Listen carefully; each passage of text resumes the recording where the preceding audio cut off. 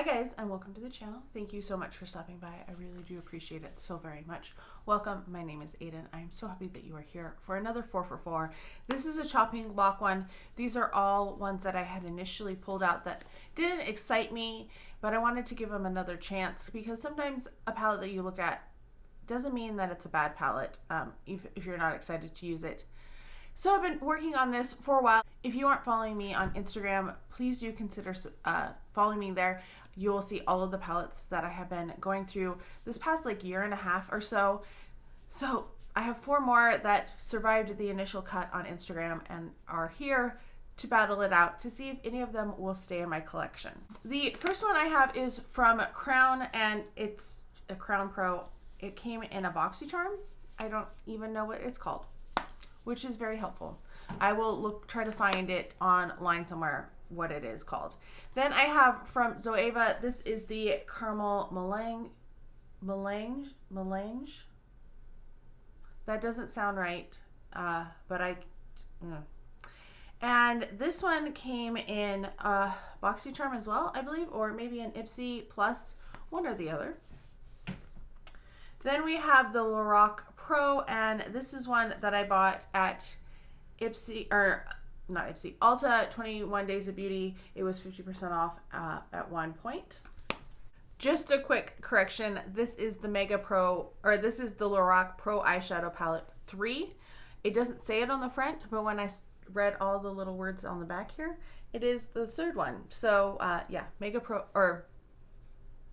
Lorac Pro 3 palette, not one like I erroneously said in the video.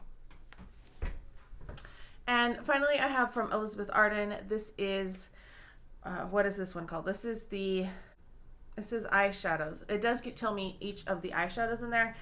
This came in a holiday gift set, purchase with purchase, so that's what's going on with that. If I look a little funny, I'm having another allergic reaction underneath this eye. I don't know what's going on. It's never the same products because every time I have a reaction, I try to discontinue using anything that's new that I thought I was using. And even my other products aren't, the standbys are not, I'm not wearing those right now. So I don't know what's going on. Maybe it's the eye cream, but you would think that it would be constant and not just somewhat times. So yeah, I look a little funny because of that. We're going to start with the smallest palette. This is the Arden palette. So the shades in here are Starstruck, Timeless, Flat Iron, Cobblestone, Urban Roots, Copper, Coffee Beans, and Midnight Java. So several of them. It is a very smoky brown type of a palette, and I will swatch it and then I'll tell you my thoughts. Okay, so here they all are swatched, and this is what they look like in the palette. So as you can see, there's some nice shades in here. There are some very light ones here, but then there are some darker ones as well. So it's kind of a very basic neutral palette. It's a little cool toned and it's leaning. There is this one that's a little bit more warm toned, but everything else is pretty true neutrals or cooler tone, I feel.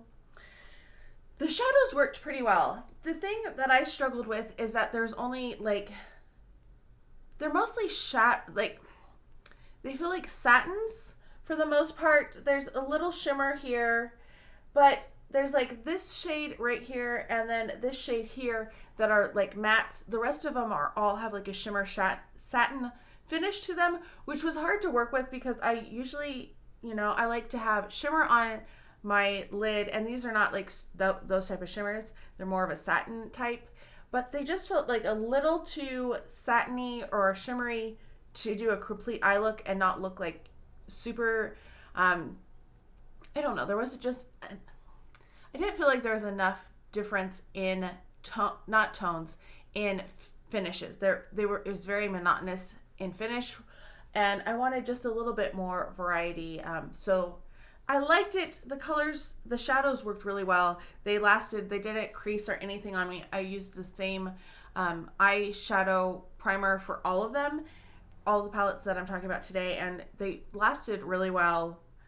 I didn't love it. I wasn't super excited about using it, and I struggled a little bit coming up with looks with these shades and finishes. All right, next up is the Zoeva Caramel Mélange. And it says selected with taste. So you do have a lot of brighter neutrals in here. You have the one dark brown that has like glitter. It's a matte but with glitter in it. And then you have 6 mattes and 3 shimmers, like traditional shimmers. All right, so here's what they all look like swatched. As you can see, there's a lot of similar tones, both with the shimmers and the mattes in here. You have another shimmer over here. You have kind of a brighter tone there. And then you have a very almost stark white as well. I thought it was kind of odd how they chose the colors in this one. I felt like I needed another deeper type of a shade because I have, so many that are very similar in tone. And then I have the stark white and then I have one dark. And I struggled with this one also, trying to come up with some looks. This one was fine, but this would have served the same purpose, and I don't know why there is such a stark white, because it looked kind of funny on me even, and I'm super pale. So it was weird. I liked the shadows. The matte blended out really well. I will say that. I really liked how the mattes applied onto the eyelid. The shimmers were fine. I felt like the shimmers were so similar, and then you had the gold. So I don't know. I wanted more variety. I wasn't in love with the color scheme in this, and the shimmers were just okay. I liked the mattes better than anything. I could have lived without the glitter in this because usually it just kind of falls out, and I don't know. I didn't like this one that much. I like the shadows. I just don't like the colors.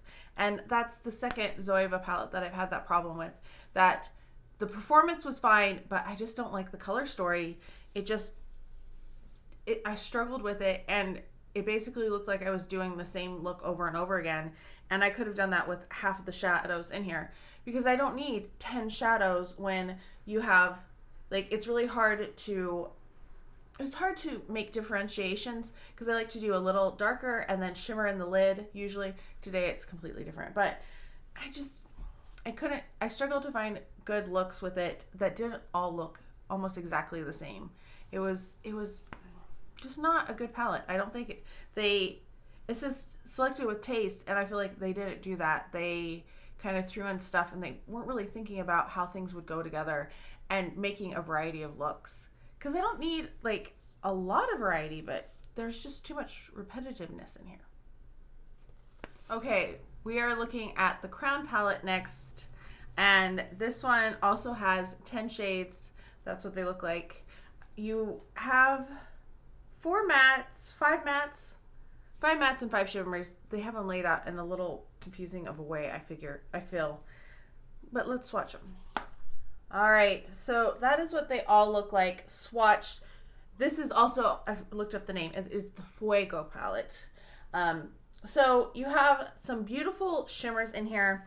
I think the shimmers are the standout here. This dark brown was very pathetic, that's what it looks like, and that's double swatched. It added a little bit to it, but you really have to work with it. It doesn't give you a lot of color payoff like the shimmers do. So if you were looking for something in the outer corner, I probably would use the dark brown shimmer instead.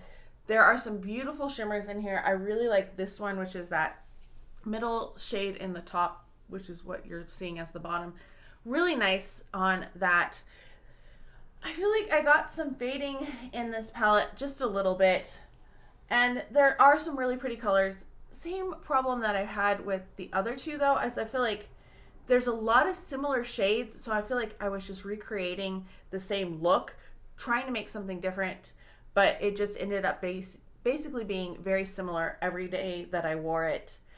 I do like this formula better than the Zoeva formula in terms of the shimmers. I think the mattes are better in Zoeva, but it's okay. It's an okay palette. I think, right now it's $9.99, which is not bad, and I got it for $5 since it was in my BoxyCharm, which that's fine. But I wouldn't, it says it retails for $40, which is ridiculous, and I would say don't pay $40 for this because it's just much too similar. At least when you get like the Tarte Toasted or the Urban Decay whatever heat, they had more shades to play with. So I don't know. I like it, but it's not a love for me, and it's not one that I would recommend. All right, the final palette is the Lorac Pro. I really do like how they lay these out. So your top row is all mattes, and the bottom row is all like, they're really more satin than shimmers. They don't have like an intense shimmer to them, and they will fade. I will say that. I felt like this one faded a little bit more quickly than the other ones, and it didn't start out like super metallic type of a look in the beginning, so that's probably why it faded faster too. There are 16 shades in this one, so this does have the most shades out of all of the palettes today. All right, so there they all are swatched. As you can see, there were a lot more shades than in the other palettes. So the first thing I want to point out is I really like the variety of shades in here. It is a mostly cool tone palette though, and I don't gravitate towards cool tone. I don't really like how they look on me, so that was kind of a strike against it for me personally. But I do like that you did get a variety of shades. You could do some looks. You had some things that you could darken up. You had some lighter shades in there too. It is a pretty overall light shade or light palette, but you do have like this one that you could build up, and you have the two darker ones here on the end. Even this one has a little bit more presence, but I felt like the looks I could do with this one were more varied. And while I didn't always love the looks, because one, I wanted something more in your face metallic for the shimmers, and I don't like, you know, cool tone fragrance, or not fragrances, cool tone shadows aren't my favorite. I felt like this one was the most versatile of all of the palettes. Like I said, it didn't last quite as long on the eyes, and there was more fallout, I felt like, with this one. So it had a higher learning curve, but I still think this one is a good palette. And if this is the type of tones that you're looking for, I think this would be a good palette to pick up. This is just the original Pro. They did like, I don't know how many Pros they did, and then they did the Mega Pros. And yeah, I've done I've talked about some of those too, but this one is a pretty palette. It's just, it's not for me. All right, we've come to the part of the video where I rank them and tell you if I'm decluttering any of the palettes.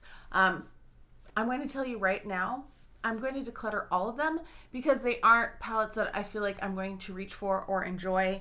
So I'm going to let them go, see if other people will enjoy them more, because I don't think they're bad palettes, any of them. I try to talk about like the things that I noticed with them and why I am personally not going to keep them, but I don't think they're terrible palettes. In terms of ranking, I think I'm going to put the Elizabeth Arden in 4th place, and I'm going to do that because there wasn't as much variety of finishes in here, and I felt like I struggled to get looks out of it because there just wasn't I needed a couple more mattes in there instead of so many like satiny shimmers, like not really shimmers. It was fine, but it's also cool tone, so that is a strike against it as well. Then I'm going to put my Zoeva palette just because I feel like this is such an odd color story. It needed another like semi-dark, and it needed, you know, not the stark white. That one would have been fine. I didn't need both of those. And the shimmers needed, like these two shimmers and these 3 mattes or 4 mattes, just needed a little bit more difference between them. It was just too similar when you put them on the eyes when you swatched them. So yeah, the mattes blended out nicely and the shimmers were fine, but just it wasn't a wow palette for sure. Then I'm going to put in 2nd place the Crown palette. I think there's some really nice shades in here. Like the shimmers, like this one is a gorgeous shimmer. It kind of reminds me of Fire whatever from Urban Decay. They have a fire like Firecracker or something like that. That one's a beautiful shade, and that one kind of reminds me of it. So I do like some of the shades in here, but once again, I just felt like it wasn't like the most versatile in terms of what the color offerings, but I felt like it was a little bit better than the Zoeva one. In 1st place, I'm putting the Lorac palette because I felt like this was the most versatile of all of the palettes. It is cool tone and it is more shimmers. or more satins than shimmers. Not my favorite type of formula, but I felt like you could get the most variety of looks out of this palette.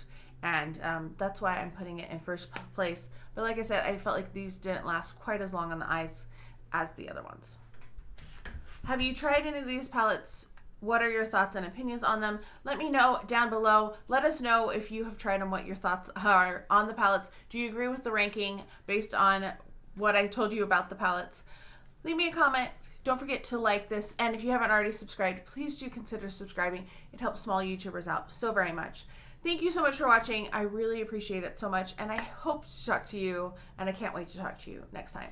Bye.